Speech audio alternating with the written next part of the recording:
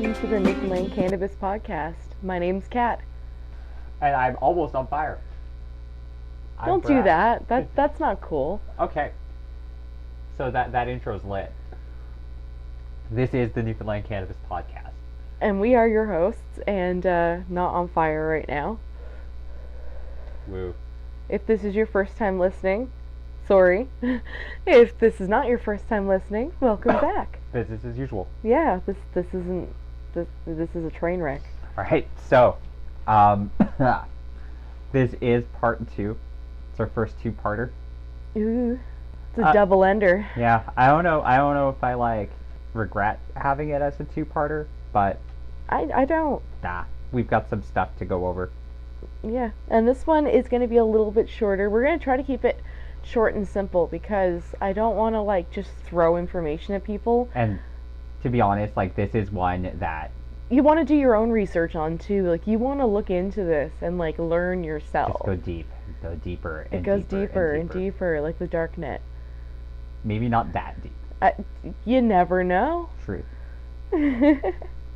So we focused, of course, in part 1 a lot about what your rights are and kind of where we stand there. Part 2, we're gonna talk a little more specifically about one company, and it just so happens that this company is the biggest contract and supplier for the Newfoundland Government.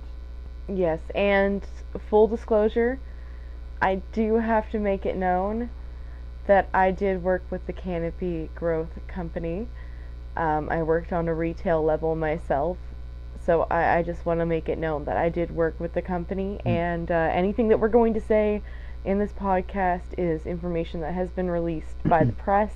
Quite literally, a lot of this information has been researched through various news articles. Yeah. CBC has actually done a lot of investigations into this. They've requested public records. Yeah, and there's just general business records, things like that are available to the public. To cover our asses, none of this information is privileged. It's all public access information.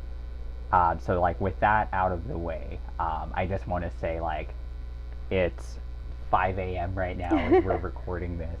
I have personally missed my medication for 2 days, so we're still recovering from that. I'm just always not okay, so I'm always recovering. I will tell you, pharmaceuticals, I have to take a very small dose still to manage my anxiety, and if I miss that for 2 days, I am a broken human. If I miss my medication, I stop working and faint. So yeah, I don't get that quite extreme, but yeah. Migraines and just I'm no good for 2 days even after I started taking them again. Mm-hmm.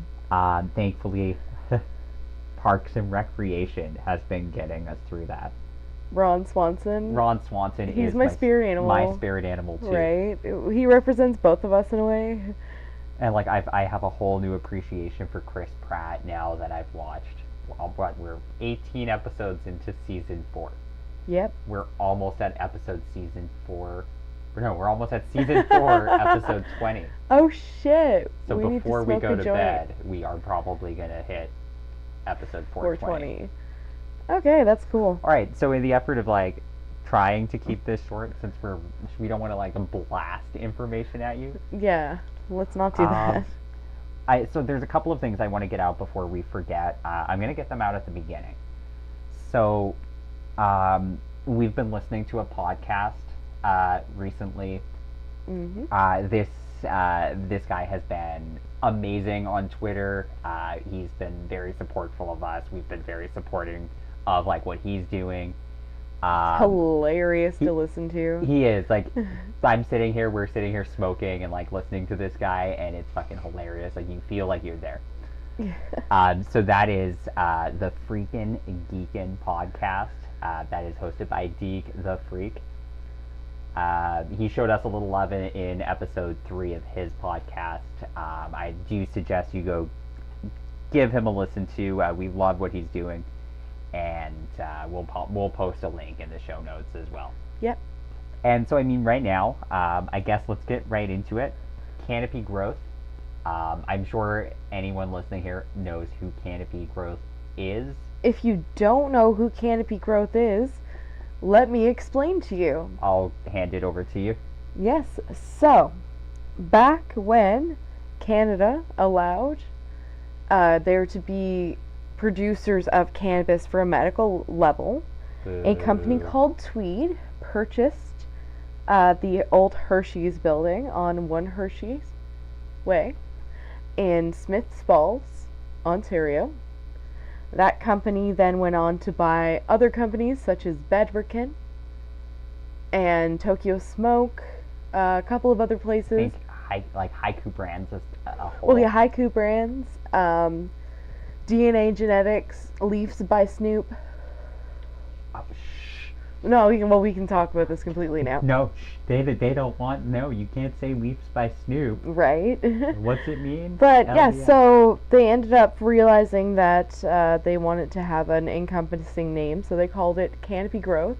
Their Tweed became their medical side, of course, until they decided to call Spectrum their medical side, and now Tweed is their recreational side.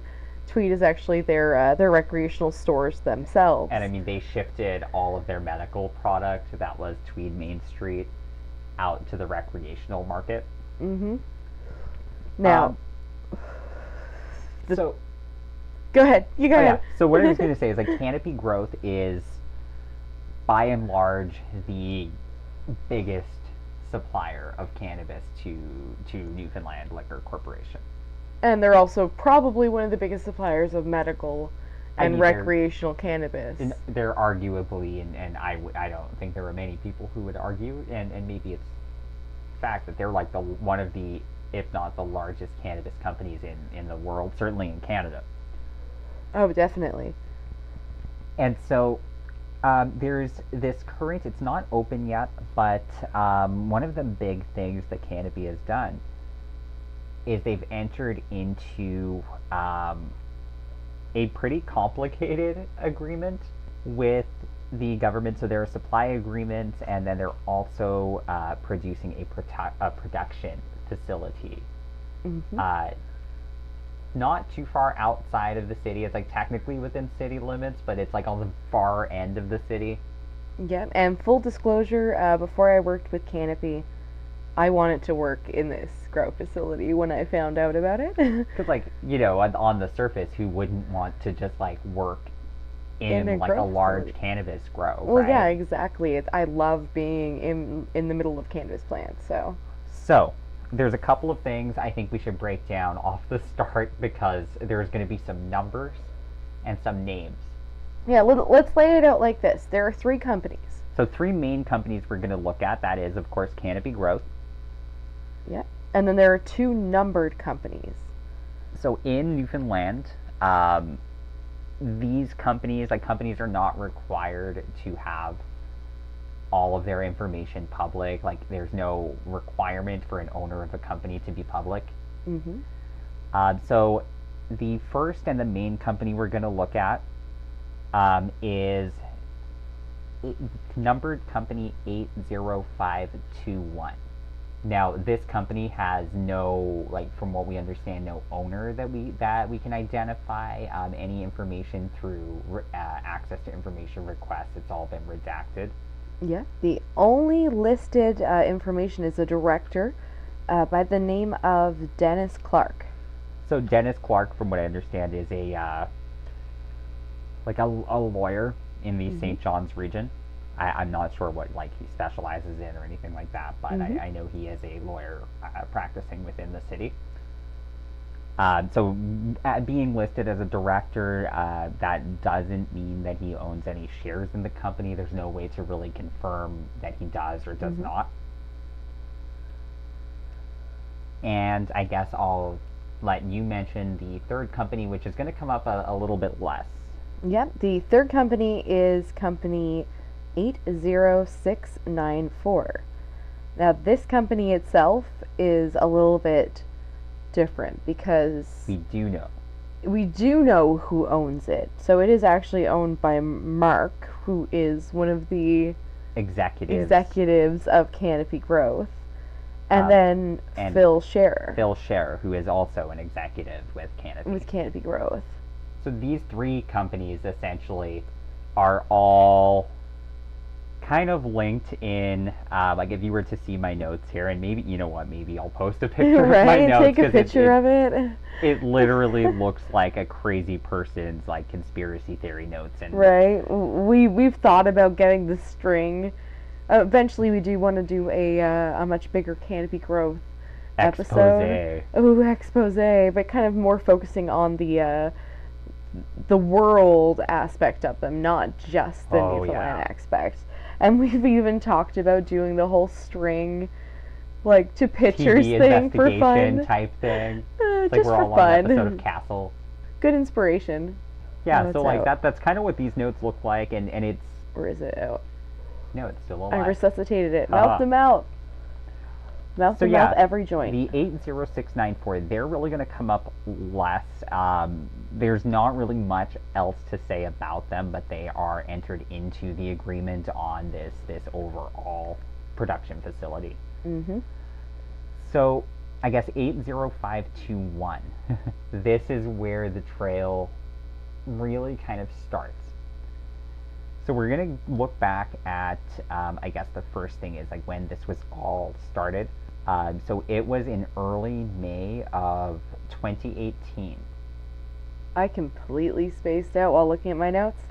So on May the 4th, okay, Canopy had entered into an agreement for land. Mm-hmm.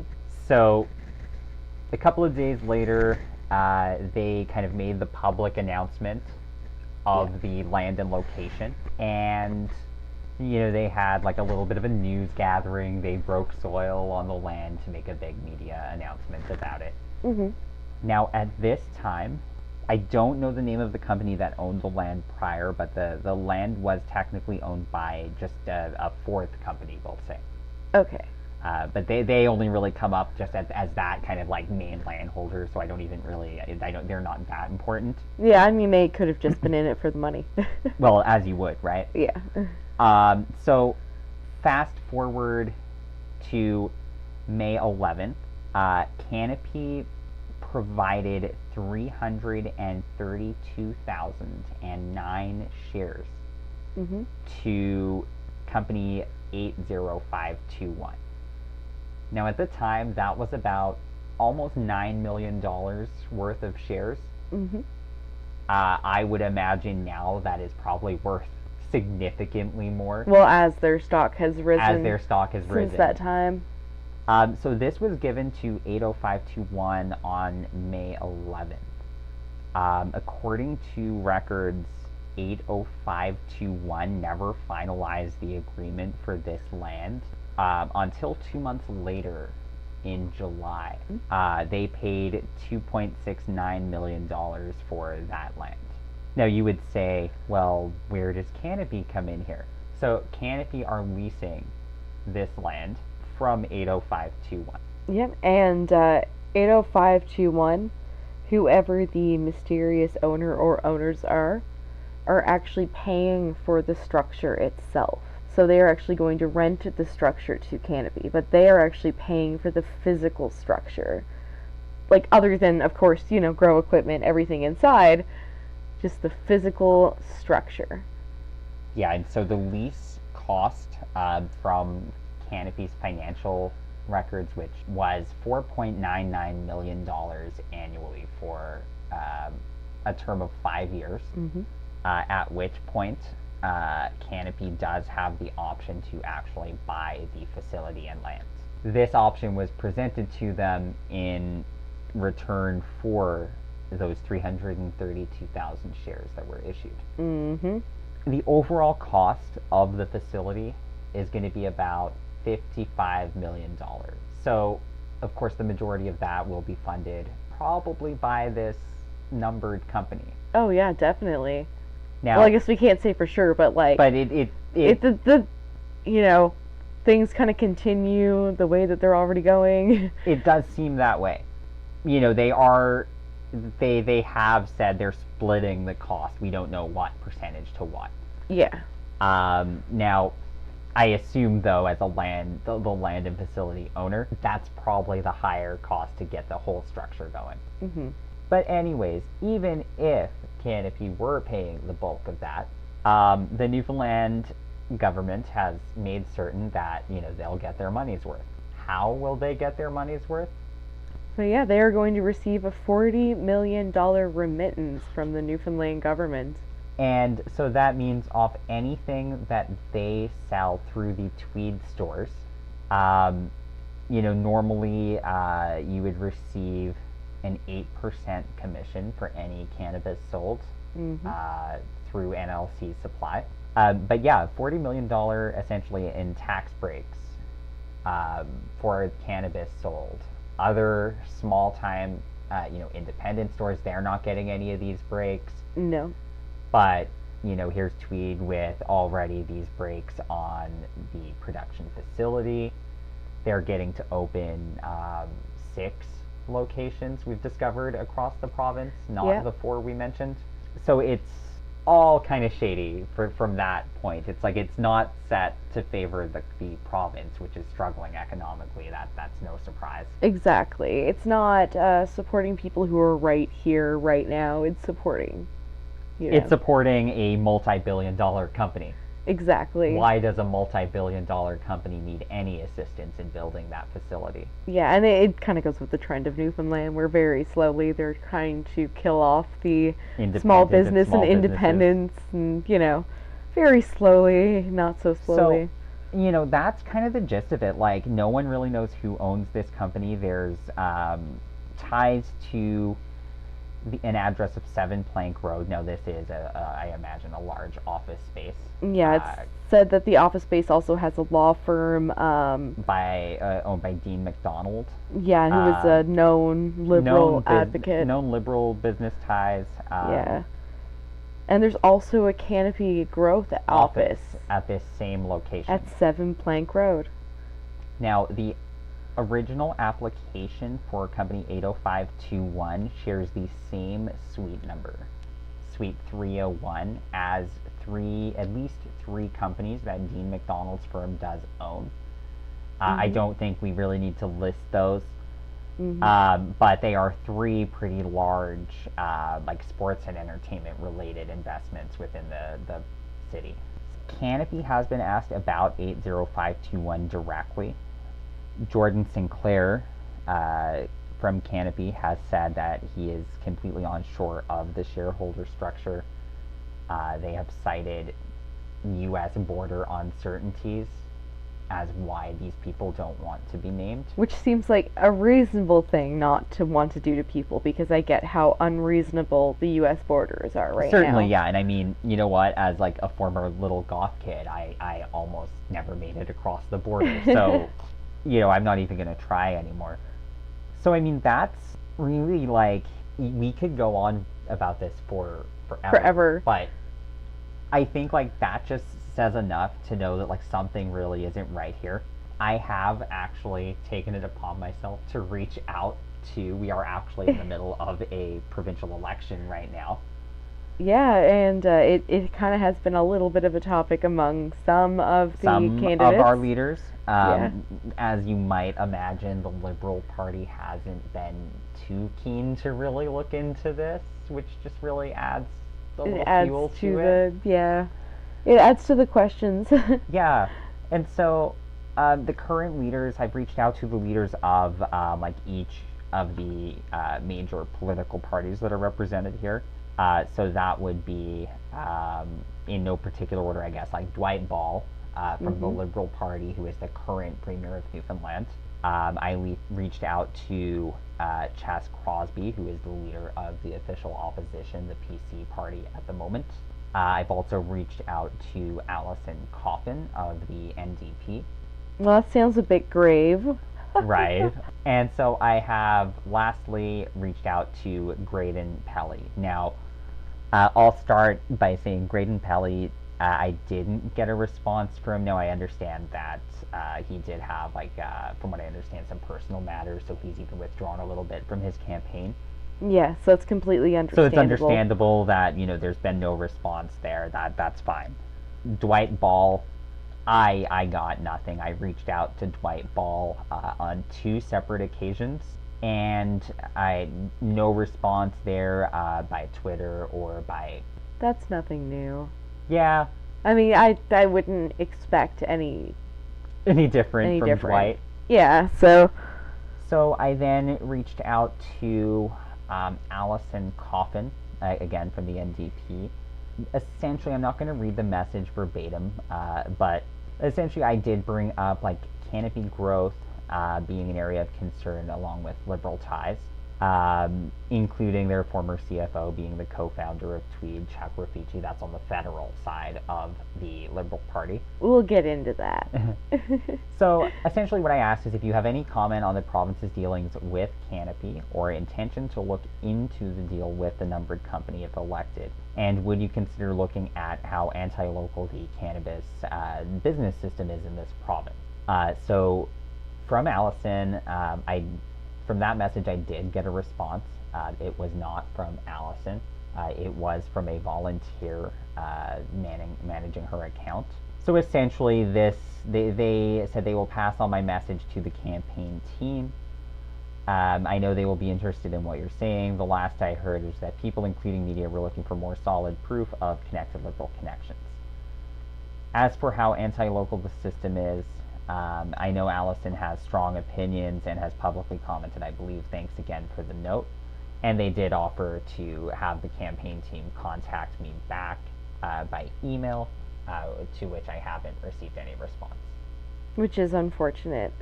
I was really thinking of, like, the people-facing parties, like the NDP, that I would have got a more personalized response. Mm-hmm. And so then this brings me to really what's the most surprising. Like, I don't think it's any secret that just our core values generally don't align with anything that has the word conservative. Well, I mean, they were very against legalization of cannabis all these years, and I know this is not, like, this is separate from, like, the Andrew Scheer Federal Conservative Party. Mm-hmm.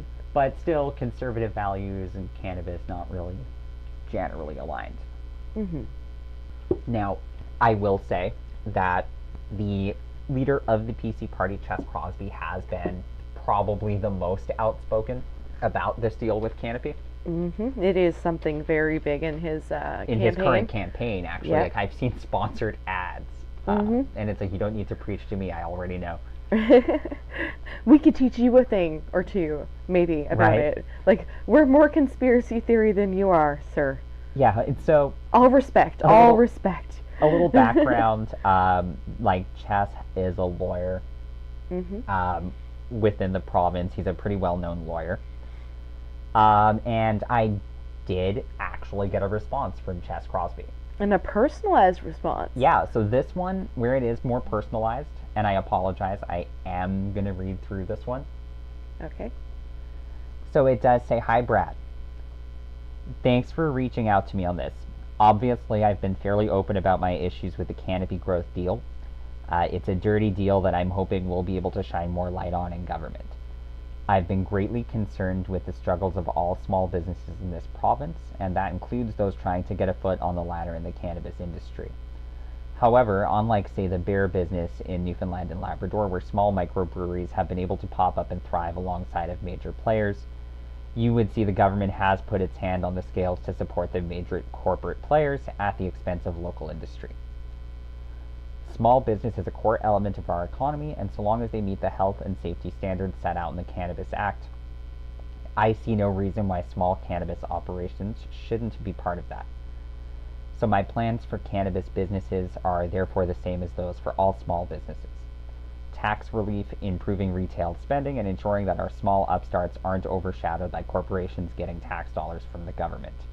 I do hope that answers some of your questions, Brad. I might have to listen to find out. Ches." So I'm not endorsing any one party at all. Mm-hmm. To be quite honest, I don't know. I haven't even decided who I'm voting for yet. Mm-hmm. But as far as statements go, That's a really good statement. that's a statement. um, that's at least someone who seems to understand or at least know what to say Mm-hmm. when it comes to the problems that our businesses are actually facing. Mm-hmm. I know we've referenced in the last episode, like that one of the more independent stores, THC. Yep. So, I mean, I think a day or so after we posted our last episode, Yeah, there was an actual interview. there was actually like a follow-up interview with him. And so I want to actually look that one up here. Just give me a second. Yeah, so basically, with the 8%, it's an 8% commission, as we mentioned, that retailers are getting. So on top of, repeated stock issues that have been more favoring Loblaws and Canopy. There was a quote here, and I'm just trying to find the exact quote from Thomas Clark, the owner of THC. Who has also been very vocal against tweed and Canopy. Yeah, there's been a few articles, and I love it. It's great. But yeah, I mean, essentially, Thomas says at the current 8% commission for retailers, it's really just a matter of time at this point before his business fails. And that's really unfortunate because he does employ people, and he really he has a passion for this business. Yeah. He's been one of the most vocal people in our community about rights for independent cannabis retailers, mm-hmm. and calling on fairness when it's shown. Yeah. So, we just wanted to mention that as well, because that just goes into, again, showing that currently the Newfoundland government is really favoring the large corporations. Like, Canopy doesn't need a tax break. Like, why aren't businesses like Mr. Clark's getting a break? Why mm-hmm. aren't you giving that break to local businesses, not billion-dollar corporations? Exactly. And then maybe if they can work on that first, then we can start working on craft grows too. Right? And, I've said this on our social media platforms as well. Like, we've tried that application process. Yeah. No, it's impossible. And now it's even more impossible. Well, that's the thing. We started January 1st. Mm-hmm. Like, we literally started on January 1st to make sure we were one of the first, I think, if they numbered the applications, I think we were third to apply for the year. Yeah. And, the further you kind of read through and dig into that application process, it was already, so stacked against you. You would have had to sustain yourself for at least a year and a half of growing and having your facility before ever being able to sell.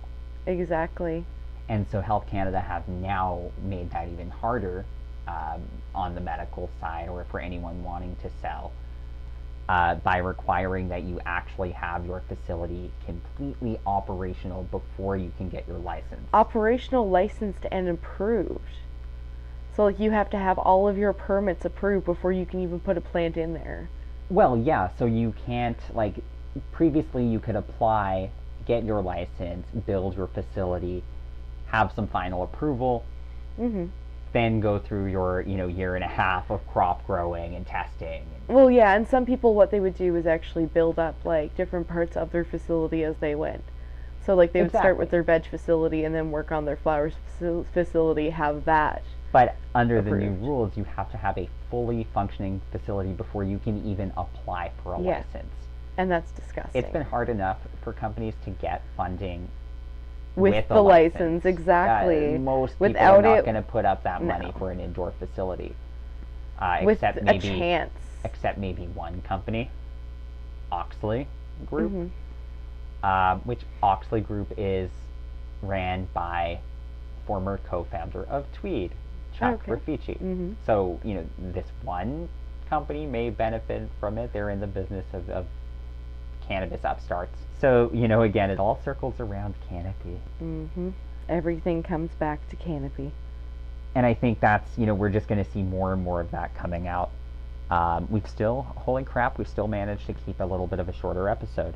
Oh, that's great. So, I mean, that's pretty much, I think, what we wanted to really cover on just the general overview of the Newfoundland side. Yeah, and what we can do now is we can just throw out our plugs and let everybody kind of stew on the information we threw at them and start their own rabbit holes. And I mean, really, like, finding I don't want to endorse anyone, but I will say that if you look at Jody Emery on Twitter, there is just, like, she does have a list that she's created of all of the major politicians that are involved. Mm-hmm. So, you know, think what you may about the Emerys personally, professionally, whatever. That is a very good resource of seeing everyone that's involved. Yeah, that's a good place to start your research. It is, and if you start keep from going the down spider that, web from there. and it does really go on and on. So yeah, plugs. All right, so to find us, the cannabis itself, you can find us on Instagram at NNL banana at NL Cannabis Podcast, or on Twitter at NL Cannabis Pod. You can also find us at our own website, getsour.ca. Mm-hmm. This is our actual suggested place if you want your grandmother to listen. Everyone wants their grandmother to listen. So your grandmother should listen. She can do it at getsour.ca. She just has to click the pretty play button. Mm-hmm.